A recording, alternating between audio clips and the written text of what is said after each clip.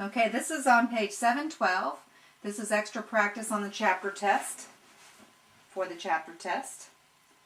Okay, 5x plus, you look at these, it says C, B, and D are points of tangency. And what you have to notice here is that when you have two tangents that meet at a point outside the circle, they are congruent. So you should have 5x minus 4 equals 3x plus 6. Move your 3x over, you get 2x. Move your negative 4 over, you get 10.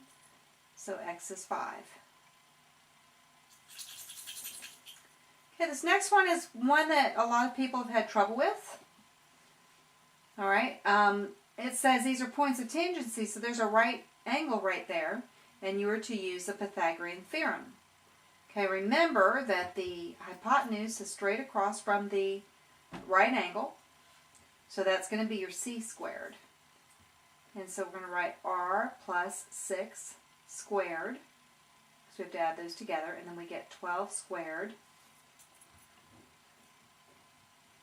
plus r squared. Now, some of you are having some trouble with multiplying out your r plus 6. Okay, I'm going to do it both ways. The FOIL way,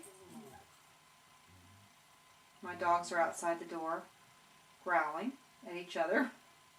Okay, multiply the first, that's what F stands for. Then the outer, 6 times r is 6r. Then the inner, 6 times r is 6r. And then the last, 6 times 6 is 36. So we have r squared plus 12r plus 36. Okay. R squared plus 12r plus 36. Looks complicated to do, but it's not really. We have r squared over here plus 144. All right, when we move this r squared over, they just both cancel out. And we wind up with 12r, and we're going to subtract 36 from either side. So we get 144 minus 36 is 108.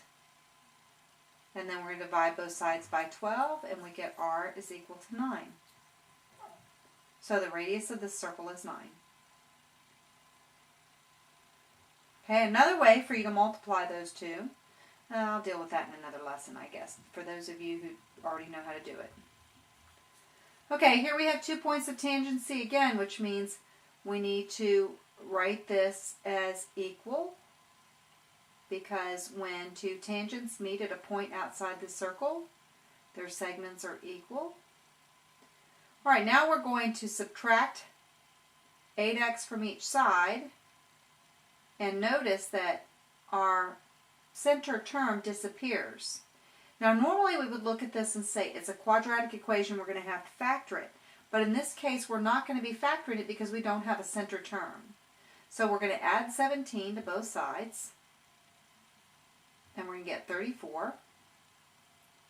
No, 15 and 17 is 32. We're going to get 32 equals 2x squared, and look how easy. 2 divided by 2, and we get x squared equals 16, so x is 4.